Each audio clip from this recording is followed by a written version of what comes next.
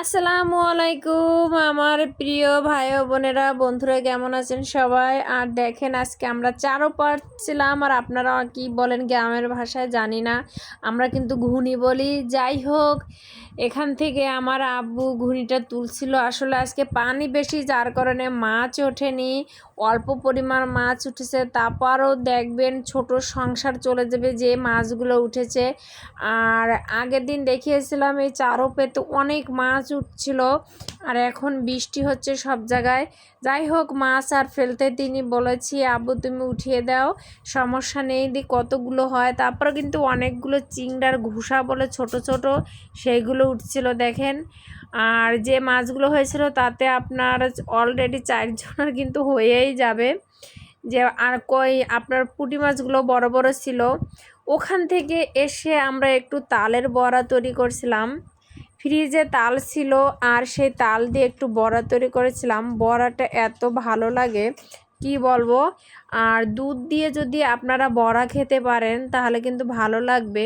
তারপর ওখান থেকে চলে আসলাম মাছগুলো কেটে, তারপর চলে আসলাম দেখেন কড়াইতে একটা তেল গরম করে দিচ্ছি অলরেডি।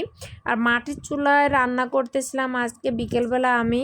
ভাত রান্না করা শেষ, এখন কড়াইতে ভালো করে তেল গরম করতেছিলাম। আর এই যে সে আপনাদের ছোট ছোট মাছ যেগুলো দেখিয়েছিলাম যে হয়েছিল, এই মাছগুলোই আমরা আজকে জনসংখ্যায় একদম কম, মাত্র 5 জন মানুষ। যাই হোক, আমাদের সংসারটা আজকে চলে যাবে খাওয়াটা।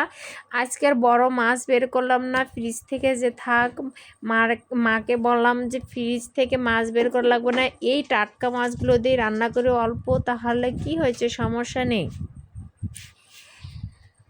এই মাছগুলো আমি এক একটা করে ভেজে দিচ্ছিলাম। আর এই মাছগুলো কিন্তু আপনি কাঁচা মরিচ পেঁয়াজ দিয়ে যদি আপনি চচ্চড়ি করেন তাহলে কিন্তু খুবই খেতে টেস্ট ভীষণ ভালো লাগবে। যাই হোক, আমি এখন কাঁচা মরিচ পেঁয়াজ দিয়ে চচ্চড়ি করব না, আমি একটু ঝোল রান্না করব আলু দিয়ে, আর হচ্ছে আনাজি কলা, কাঁচকলা, রান্নার কলা, যে যেটা বলেন না কেন এটা দিয়ে। আর বন্ধুরা, আমার প্রাণের বন্ধুরা, আমি কিন্তু অলরেডি এখন থেকে আবার ইউটিউবে তোমাদের সঙ্গে আবার অ্যাড হয়ে গেছি। মাঝে আমি 1 বছর অ্যাড ছিলাম না, এখন থেকে আবার শুরু করে দিলাম। তোমরা যারা আমার ভিডিওটি দেখবে প্লিজ অল্প কয় মিনিটের ভিডিও, 3 মিনিট 4 মিনিটের ভিডিও স্কিপ না করে ফুল ভিডিওটি দেখবে, এটুক অনুরোধ রইল। আর দেখেন আমি কিন্তু আজকে তরকারিটা রান্না করব কাঁচা মরিচ বেটে, তারপর আমি রান্না করতেছি। আর এখানে রসুন পেঁয়াজ আর সব মশলা দিয়ে কাঁচা মরিচ বেটে দিচ্ছি আমি, দিয়ে ভালোভাবে একটু তেলের ভিতর কষিয়ে নেব। অনেকে আছে কাঁচামরিচ আপনারা চিড়ে দেন, আমি কিন্তু বেটে দিছি।